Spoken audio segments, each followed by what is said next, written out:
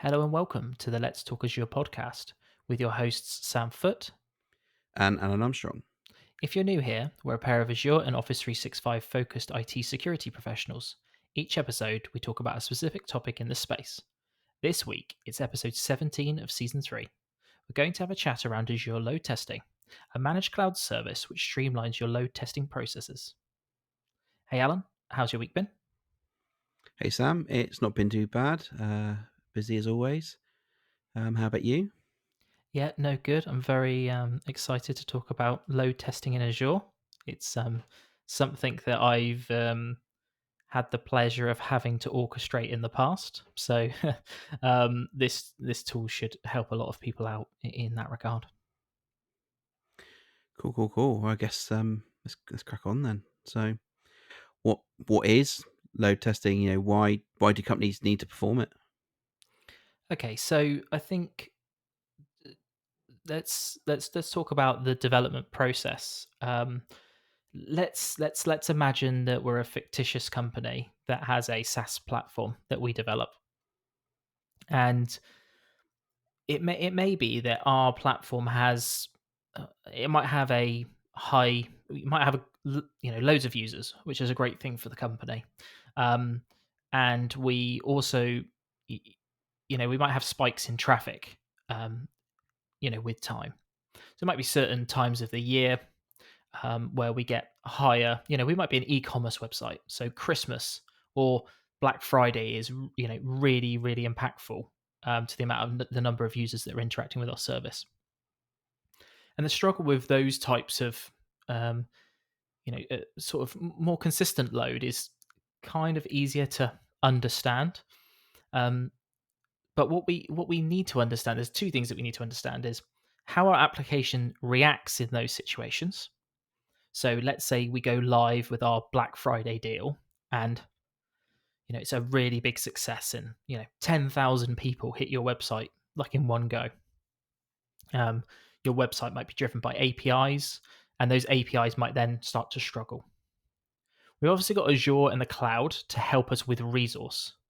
So instead of a more traditional approach where we would maybe deploy our own web server and we'd size it to what we think it could handle for our most spiky days, we could potentially ramp up our resources a couple of days ahead of like a Black Friday deal going live. And then we know that we've got more vertical resource. We've got more processing power, we've got more memory, we've got better networking, and things like that. It's not just on the web server side as well. You have loads of other connected systems, caching servers, caching layers, database servers, other APIs you might pull from. Maybe there's third-party APIs that you integrate with.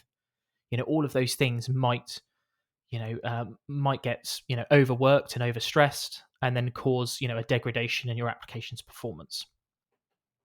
So load testing is the simple part of it is effectively pretending to throw loads of users over a certain time period at your application. A typical load testing platform would allow you to record your steps like a test plan. So like go to this page, log in, then go and access pages X, Y, and Z with some example user data in there. And once that test is performed, you would analyze the results of that. Traditionally, that might be an actual application that you run on one of your developers' machines, and you would run that maybe even locally. And in the past, you might have also been able to get away with if you had a web server, you may be able to run it directly on that web server as well, or bring up another server to run it against. And that is okay, and that's still possible to do. Azure Load Testing wraps around Apache JMeter. So JMeter, you can run, you can install it on any machine that supports Java. I think it's version 8, and you can record your test plan and you can run it against a system. So that is exactly what you're trying to do. You're in that scenario. You're trying to work out how your application is going to react to the infrastructure that it's on, but also the code that you've written as well, which is usually more of the challenge. As user profiles increase, the complexity of the app gets big, large, well, more complex. You can start to have weird programming performance edge cases that you don't see until you see really high usage. It's like memory leaks, memory, the garbage collection of memory and releasing of memory. You might find that your application is slow to release, wired memory, and then you can effectively, utilize all the memory on your instance, and then your instance just completely grinds to a halt. So you would load test ahead of time to try and work out some of those spikes. And then the other side of it is that as you make changes to your application, let's say, I ask you, Alan, to build a new shopping cart for our e-commerce website. And then we might want to try to understand potentially what performance impact that's going to have to maybe our users, but also to our server infrastructure. Well, I'll call it our web infrastructure because it's not just servers, but web infrastructure. Has Alan accidentally, caused an unknown performance regression where for some reason he's not scoped a database, query correctly or something like that? A really common, human mistake that can happen. But how do you catch those regressions before you get to those critical points, in your seasons, your seasonality?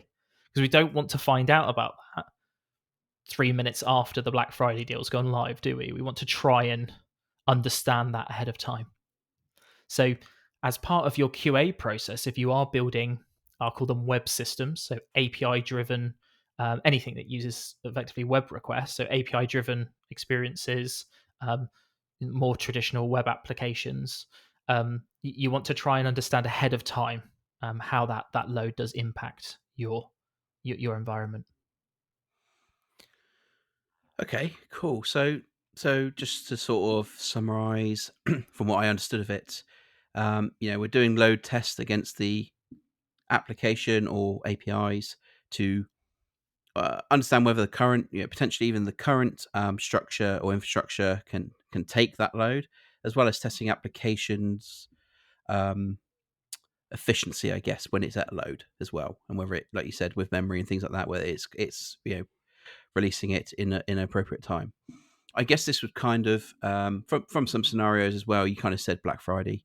I'm kind of thinking of things like in the UK, the day when you find out which school your children are going to, and there's a mad rush from everyone in the UK trying to find what school they're going to, and that's kind of a once a year thing as well. And maybe even thinking about it potentially like when a new NFT needs mining, that maybe there's a load test there or something like that. I mean, that's going slightly less corporate, but Yeah, I mean, it yeah, doesn't, and it also doesn't need to be, specific time, load, no, because you could have an application where you've just got like a high number of daily active users. You might hmm just have a really popular service, or conversely, you might be trying to run something on really small SKUs to save money. So, yeah, okay, if you also think about it like, if you think about burstable instances that have, CPU credits that you burn and you regenerate over a given time, it might be that, at 50 daily active users, it might not be spiky, and it might be absolutely fine at 50 daily active users. But once you get to 75 daily active users, you might start to see your credits decrease and basically go to zero. You could exhaust all your credits, and what happens at that point is your instance become it's like 1/10 of the performance. You get like 0.1 vCore or something like that. I can't remember the exact number, but so you don't ever want to exhaust your credits, but you want burstable because they're, well, you shouldn't really be using burstable in production, but startups X, Y, and Z. So you might be trying to balance that as well. So it can also be because what we see a lot of is we see a lot of people over provisioning, instances yeah, in Azure because they're still of the mindset of is I'm not going to change, I'm not going to scale this instance, but in my past, I've worked with startups that are, cash strapped, every pound you can save is the way that they usually start. So if we could load test and prove to the business that we could support 20 daily active users with only the lowest D series instance as an example, then that's a net positive for the business, and you just scale as you grow. So I guess this would also help with testing out your configuration of the virtual machine scale sets if you're using IaaS at that point to build your back end or maybe even front end. So they see that the scaling is doing it quick enough, or even making itself smaller within a reasonable time as well. Yeah, well, you can effectively target any web system that you've Hmm. got connectivity to, right? So it doesn't really matter what the underlying, if it's PaaS or IaaS, it doesn't really matter. And I just use those two examples because that is where you control the code, basically. Because usually these performance regressions happen by humans, right? So that's a lot of the time is incorrectly optimized caching or database calls or other independent systems, or you know inefficient processing and things like that. You can have like some systems that run background jobs. You could have a background job scheduler that you accidentally start running that background job scheduler on your web servers, not your background server, right? That could just regress, um, and then you could find that at weird times of the day, like you know that that could then start to have a performance impact. So it's really starting to, because there's so many variables when you're building software that those regressions could come from anywhere. Cool. So do you see organizations um, do this all the time? Do load testing, or do you think there's reasons for not doing? Is it too complicated to do, too much? Time consuming, things like that. I'm going to say the challenge for with any part of the software development lifecycle, it has to be justified as to why it should be included. If you're running a really efficient process, I've used the startup example, but even larger organizations have teams inside of them that act like startups. Bootstrapped teams inside of really large organizations that are given very little resource to innovate and to build, because that's a very efficient way to build. Lots of people are trying to build a minimal viable product and iteate from there. So what can sometimes happen is because load testing is because load the orchestration of load testing is a challenge. You can get ad hoc load testing happening, but then you're not getting this continuous load testing that's happening all the time looking for these. So any way that you can accelerate the integration of load testing into the development workflow is going to have a higher likelihood of actually being adopted. Cool. Okay. So yeah, thanks for the overview of the sort of load balancing or load testing even sort of process. So can you give us a high level of or high level overview of the features of Azure load testing? Okay, so as I mentioned previously, the Azure Load Testing service is a fully managed testing service that is completely um, managed and operated by Microsoft in Azure on your behalf. So there's two ways to configure it. I'll talk about the quick test way. Is you can effectively give it a URL to load test, and then you tell it. I won't go into the actual specific settings, but you can tell it how many users you want, what you want the ramp up period, how long you want to test for, those sort of metrics. Like I want a I want 50 users to hit this over an X period of time. Basically, I want it to ramp up like this. Do I want all 50 to arrive at once, or do I want them to come in every 5 seconds? That really dependent on your use case. And you can just really simply, you can just give it a single URL. You can't chain together, but you can have a test for each URL if you wanted to. So you could have a test for each key API call in your application. And that's a very simple. So it will go and do a URL like point test, and it will give you the response times and latency figures, for that specific URL. Taking that one step further, and this is how it sort of integrates with an existing, product, JMeter. Apache JMeter, you basically you create a script, and out the back end of JMeter, you create that script, and then you can upload it into the load testing service, and then it will run through that script. Effectively, gives you. I'm really simplifying it now, but it gives you the steps that it's going to go through. So I'm going to hit, web page 1, web page 2, API call 3, API call 4. And it's going to go through those steps, and it's going to measure the response time and the latency for each one of those for you. In JMeter, you can also bring in CSV files with extra data to parameterize your load testing. So you can bring in different data to populate with different calls and things like that. You can upload those CSV files in there and reference them. You can upload plugins. There's JMeter plugins, which are jar binary files. So they're like little Java applets, basically, that you can plug in that can be referenced in your script. So you can upload those as well. So if you've got JMeter plugins that you've developed, or you're using somebody else's, that's also supported as well. And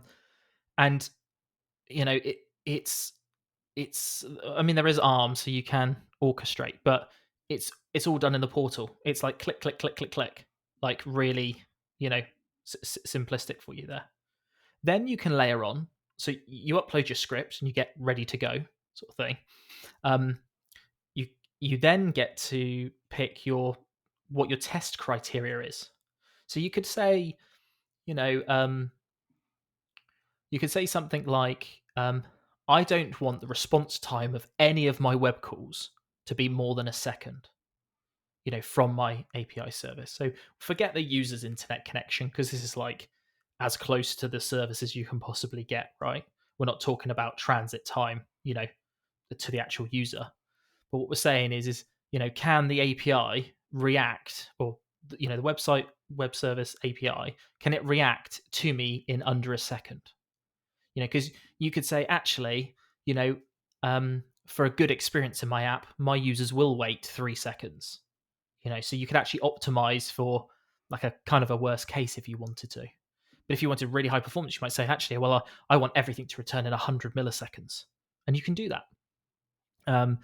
And you can put some fancy like maths around that, and you can say things like, when tell me when the worst one is over that, or average the runs over a certain amount, like take all of the web requests and then just average them out, get the mean or the median across that number to actually whether it's a pass or a fail. It might be some are 2 seconds, some are half a second, and as long as the general user experience. So you can do things like that. And what you can also do is, you might need to pass secrets into that script. You might need to pass environment variables, secrets. You can define all of those hard coded in the portal if you want, and you can also integrate it with a key vault. So you can give it a managed identity, the Azure Load Service, a managed identity, and then use that for RBAC on a key vault, and you can bring those secrets in. So the people that are operating the load testing service don't need direct access to those secrets if you want to keep that away from them, which is great. You can also test private endpoints with it by attaching it into a VNet. There's a service tag for firewall rules in order to let that in, which is very good to see. There's an RBAC model inside of the Azure Load Testing service as well, so you can delegate permissions to your team inside of that as well. Everything is Microsoft managed encrypted throughout the whole process, but you can provide your own customer managed keys as well if that's a compliance requirement for your industry. And then so the other part that you configure on the actual test itself is, you say sort of the amount of engines that you want to run, how many basically how many threads you want to run at one time. You can basically configure that in a quite a detailed way. So once you've done all that, you're sort of ready to. But when I say you've done all that, I have also talked about other things like VNet peering and bringing in secrets and things like that to get a simple JMeter script to run. It is a few clicks. It's relatively simple. What you do is you can then run that. Let's just say for the moment that you run that manually in the portal. What's great is you have the analytics and the dashboards that come out of the other side of it. So you get the graphs which show you all of the output for what's your average response time across, what's your P95 response time across all of your calls. And you can see that as the tests run through, because in theory you could be running hundreds of user tests here. So it might not be until the 40th user that you start to have issues. So you can then start to see how that load affects testing. But what I think is really important is you get the raw output from the requests and the responses that the requests that you've sent, so the latency and and response time. You get that, but then you can overlay server-side metrics on those graphs as well and bring them into the analytics. So you can bring in things like, let's say your IaaS. You could bring in, the number of credits you've got left in your burstable instances. You could bring your CPU usage. We've now got preview memory bytes, haven't we, for IaaS, right? Things like that. So you can bring those metrics in and overlay it on the same timeline as well. So you could watch your available memory dropping as you add more users. So that then you could say, well, we didn't exhaust all our memory. Maybe we didn't exhaust it, so we didn't hit garbage collection yet, right? Or how quickly it takes for garbage collection to kick in for .NET processes to release that memory over time as we've used it. So, that is immensely powerful because you're seeing not in real time because you get the test result afterwards, but you can see the timeline of activity, which then relates to server resources on the other side of it. And I believe you can pull in basically any metric from Azure Monitor into that over that time period as well. So that's like really powerful. I suppose the other part of that is as well is then you can then compare test runs. So you've got test run A. Let's say you're testing burstable instances. So you make that run. Then let's say you flip your IaaS to the next burstable SKU or a completely different SKU. Maybe you change it to F series, whatever you do. Could then rerun your test and then look at the differences between those two test runs. Did adding more performance, to certain parts of your application actually net your users more performance in real world applications?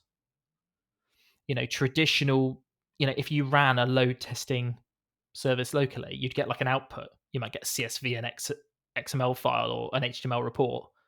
But then comparing it against, each other, that is a lot more challenging to achieve. And the last bit that I just want to talk about, because I talked for a long time about features, but I just want to talk about DevOps integration because it's probably one of the key parts to it. Being able to add this into your DevOps pipeline for both GitHub and Azure DevOps pipelines. That's the way you say it, isn't it? Azure DevOps pipelines. Yeah, I got okay. Sorry, I just call them pipelines, so I just need to remember the full name. But you can integrate this into your DevOps CI/CD process. So you could, in theory, reject a pull request that fails your criteria for your tests in an automated fashion. So you don't have to trigger them manually. You can trigger them on, if your pull request deploys to, your staging environment or a development environment, bring that up in your process and then test it with Azure Load Testing service to make sure that you haven't regressed. Wow. I mean, it sounds insane how large this product is. Yeah, it's crazy, and it's good to see that you can use things like Key Vault and things like that to keep those secrets. I'm guessing that you were talking about the metrics and things like that, and getting them from, in effect, insights, I guess, from your IaaS per se. If it's what Azure Monitor and VM metrics, VM um, Insights, yeah. yeah. Um, does that mean that to collect the data that it from the test, does it store it in Azure Monitor? Do you know? Is that how it kind of stores that data? Or is I'm it not just sure in the what service? I'm not sure what the underlying, Okay. services that stores it. My thought process is it's Azure Monitor with like application insights as a layer on top of Azure Mm, Monitor. I think I'm guessing it's that with a something like that. custom like solution on the top of it. To be totally Yeah. honest with you. Okay. No, that's cool. Okay. So you mentioned it utilizes JMeter scripts. Is that another product? Because I've never heard of that. Yeah, so JMeter is a solution that's part of the Apache Foundation. So it's an open source load testing application. So if you're currently utilizing JMeter, then this service is going to be pretty perfect for you. You export your scripts. You might have to do a bit of configuration to bind to secrets and values and things Yeah. like that, but effectively you could keep your core JMeter scripts. So Microsoft isn't building, the they haven't built a new way to run these tests. So you could still run your JMeter scripts locally. If you wanted to just, because if you're a developer and you're running them locally on your machine, you probably know what good looks like on your local machine. If you've got a really powerful machine and you like, your average response time is 80 milliseconds locally, or maybe even less than that, a couple of milliseconds, and then you make a code change and it's now suddenly 2 seconds. You've potentially regressed. It might not be massively long, but as a percentage, you've regressed like a huge amount. Um, but just to quickly talk about JMeter, so it's a Java app. You can run it in two modes, like GUI and CLI mode. GUI is really where you would define your test plans. You can also use a proxy inside of uh, a web browser to actually record steps that you would go through as well. So that's pretty powerful. So you can either do it manually or you can do it through that. Um, and then you would save your JMeter script, and then you would run it with the CLI. You don't run it with a GUI. You run it with a CLI. And once you've run it, out of the back end of it, you get a CSV, XML, or an HTML report that you can then use to show you, you know, um, you can you can like integrate like a back end listener to get real time results as well. But it's all pretty manual from that perspective. You could also run it yourself. You could build your own CI runner. You could have it on your own infrastructure. It is a bit. You do have to do a bit of configuration for JMeter because it can utilize a lot of memory. So there's like heap allocations that you have to think about and the infrastructure that you run it on. Um, and the Azure Loaded Testing service just completely takes that away. Basically, you just upload it and it like deals with it. um, it's it's pretty much as simple as that, basically. Yeah. Okay. So running it locally, you can do, but maybe you can't. Maybe if you are testing maybe thousands or hundreds of thousands of users hitting your application or service, maybe that might be slightly difficult to run locally unless you got like pools of servers to run the runners and things like that. Yeah, Where you would have to Azure, provision that hardware, right? Yeah, yeah, and make sure it's yeah, sized correctly with the network that's required for it. Yeah, as well. yeah, absolutely. But Azure testing, load testing is basically doing that for you. Just well, when we get onto pricing, it'll be you run it for for the test period kind of thing. Yeah. Which probably ties us into yeah, what is the pricing? How is it billed? Okay, so there's a per sort of a I don't know what we call it. It's like a base cost. Is that the best way to explain it? You've got like a monthly cost for the service. Didn't we have this last episode with where you Yep, had Azure what was Firewall. Yep, Azure Firewall is like a standard price per month, isn't it? Just to like have the have it. have the Yep, service. So I'm gonna do dollars because that is a little bit easier for a lot of people to understand. So, um, to provision a load testing resource is $10 per month, which isn't particularly expensive, which is great. And that includes 50 virtual user hours per month. Okay, so let's talk about virtual user hours and what that is. So we could potentially run a load test of a number of virtual users, right? Because just testing like one user accessing a system might not be that great load testing, right? So we could send. So I use the example of 1,000 virtual users, yeah. And let's say over the course of a month, we ran. Let's say each one of our tests was a minute long, right? For each of those, and then we ran 30 of them. Like we ran them, easy maths. We ran them every day for a month. You would then be charged for 500 virtual user hours, because each one of those virtual users would use approximately 30 minutes a month to get you your 500 user hours. So we get 50 as part of the service. And then on top of that, you can then pay per virtual hour. Okay. And it's segmented in 10-second chunks. So they add up all the 10 seconds to work out your virtual user hours. So the calculation is number of users that are simulated, the duration of the simulation in minutes, down to every 10 seconds. So if your runs were like 1 second each, you would lose out for that because the minimum time is 10 seconds. And then we just convert that into hours basically by dividing by 60.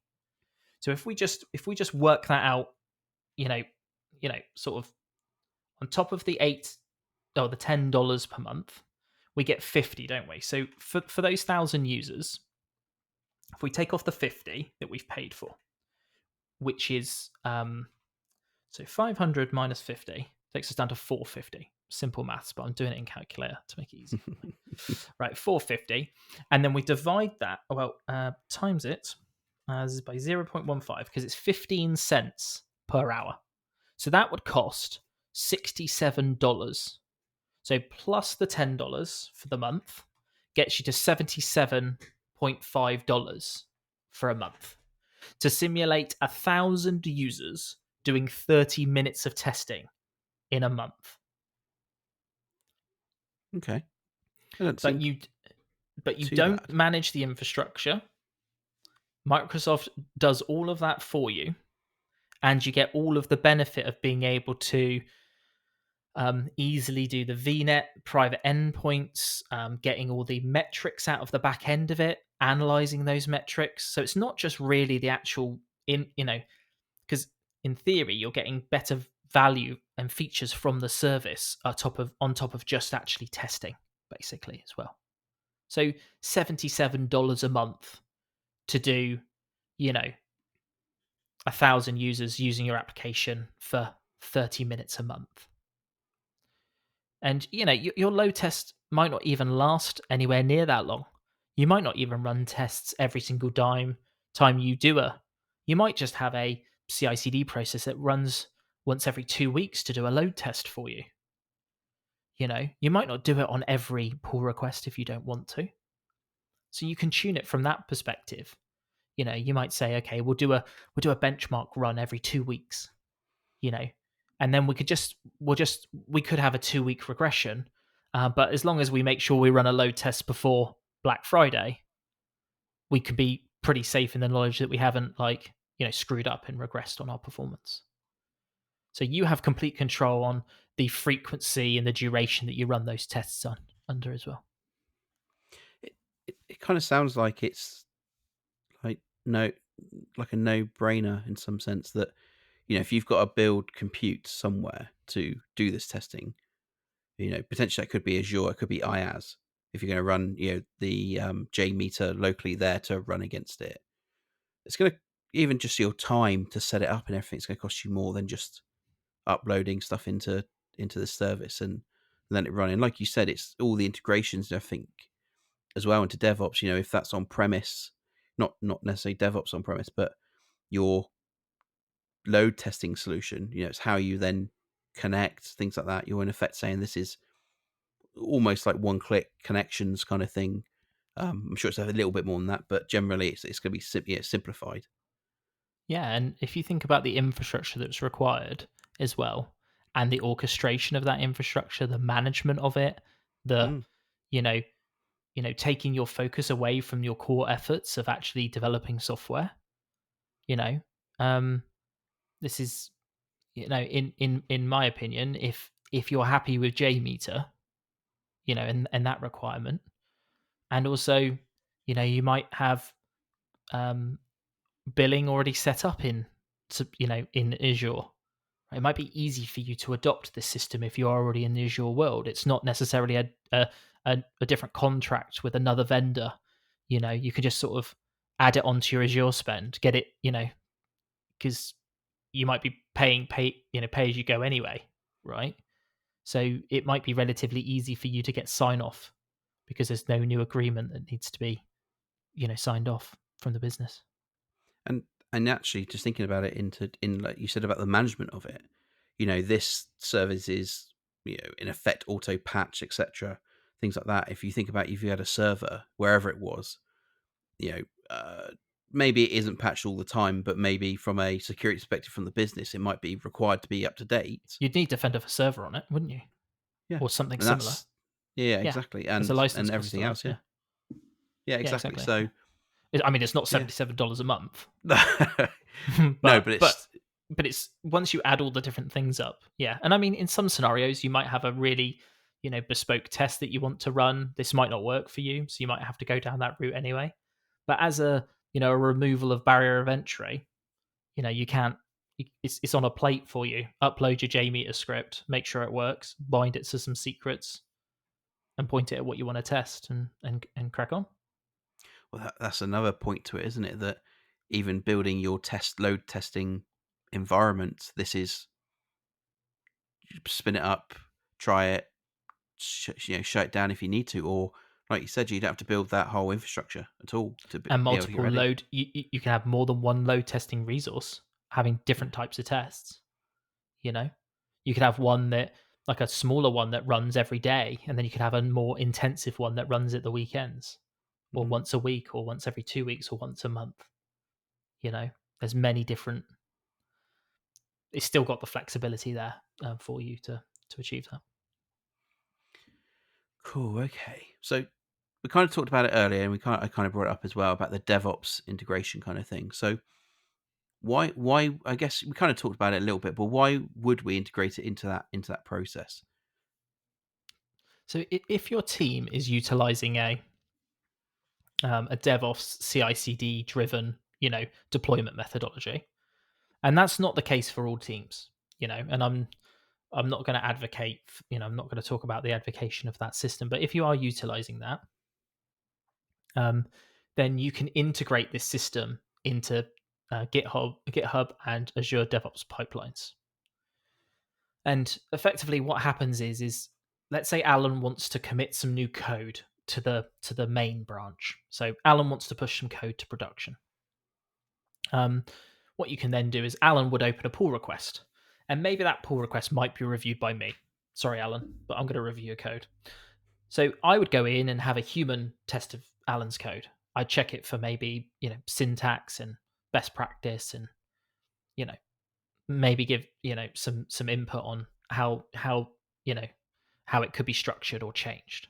But for me to go off and then like run it up in my environment, do a load test on it, I might just end up not doing that. I might skip that process. Um, but with Azure Load Test, as soon as Alan, says, "Hey Sam, here's a pull request. I want to commit some code to production," Azure Load Test can just spin up. You know, once the code is deployed, because you would deploy it to your staging environment, maybe, or your development environment, as Alan does it.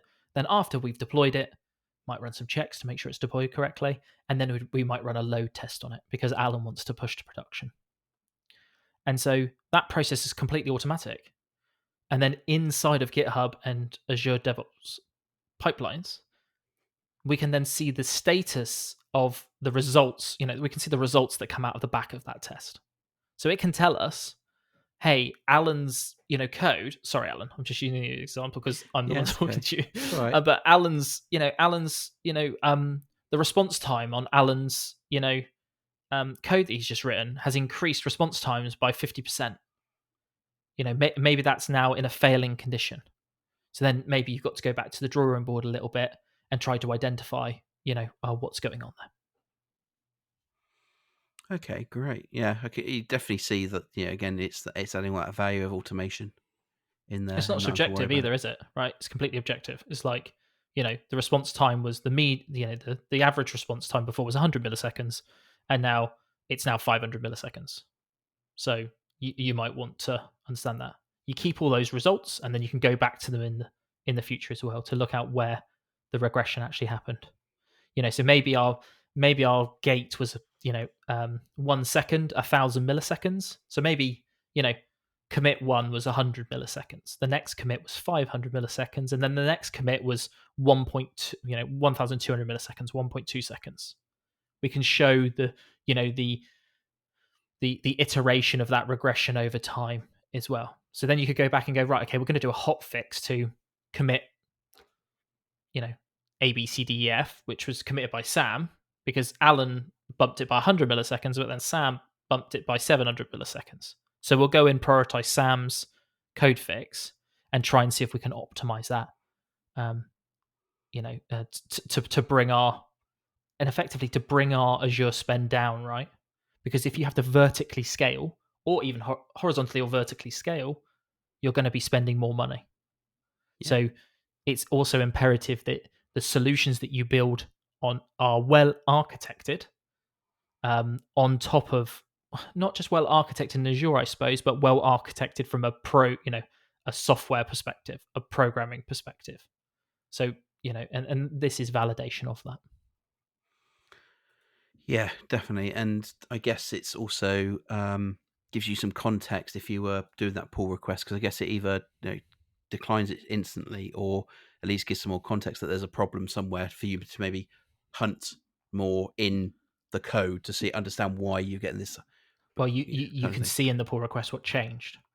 So Yeah. something in the pull request or something in the infrastructure must have changed, for that to happen.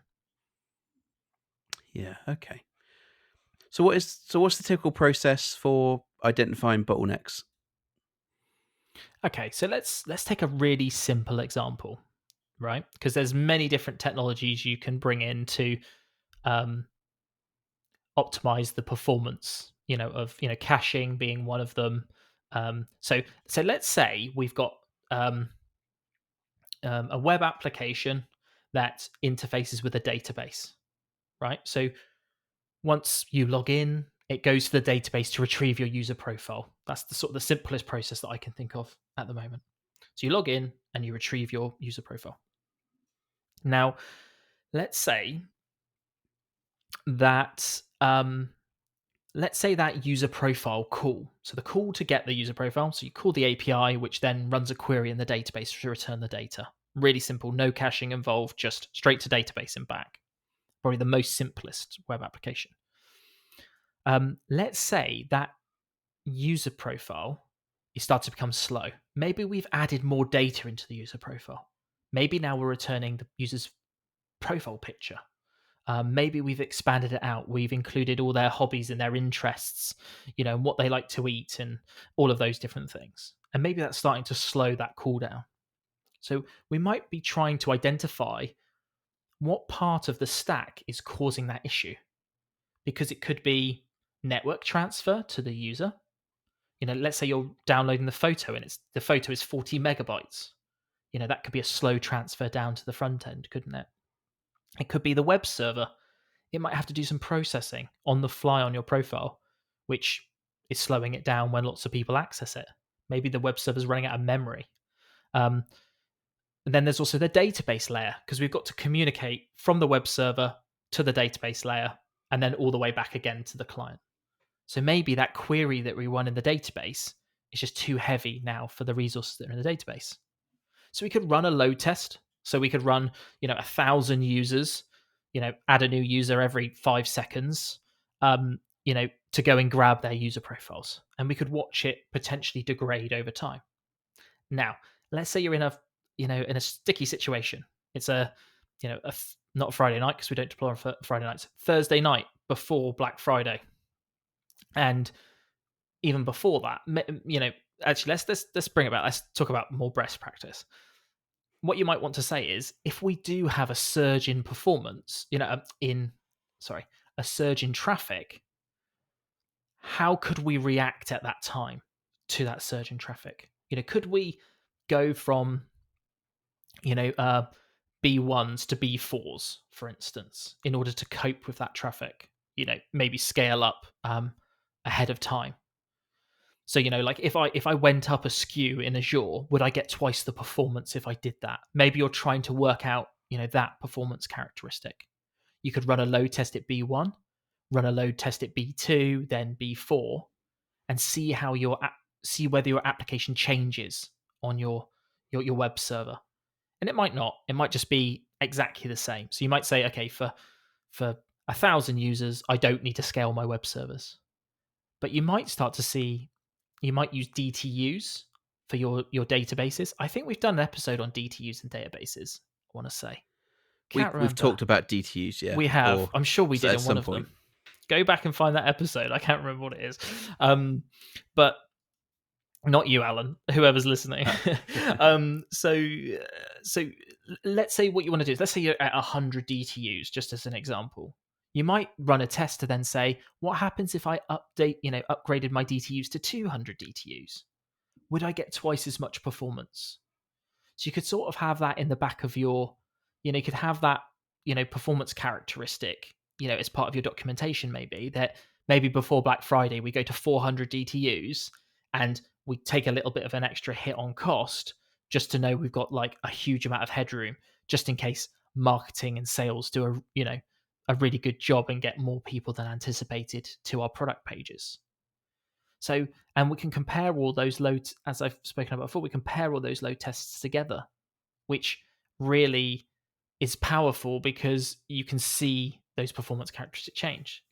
And I've seen people blindly vertically scale and even horizontally scale and try and, go, oh, how can I make this faster?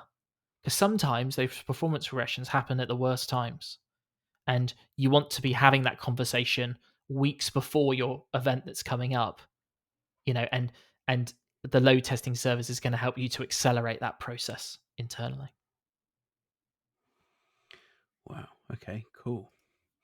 Okay, so we're coming probably to the end of our episode because we've got quite a lot. We've covered quite a lot in this. Is there anything you think? Anything else you want to add to it? I don't think so. I think if you're you're part of a development team, and you currently use your own sort of hack together load testing service, or you don't use load testing at all at the moment, definitely check out Azure Load Testing if you've got like a web application, because it could really help accelerate that part for you. Cool. And I don't think we've done an episode on Azure SQL. Have Out we of our not? 46 episodes, we've not done one. We've talked about DTUs, I'm sure we I'm have, sure but we have. Yeah, exactly. I've Okay. just quickly ran through and looked at Thanks, Alan. looked at them. But Thanks, Alan. yeah.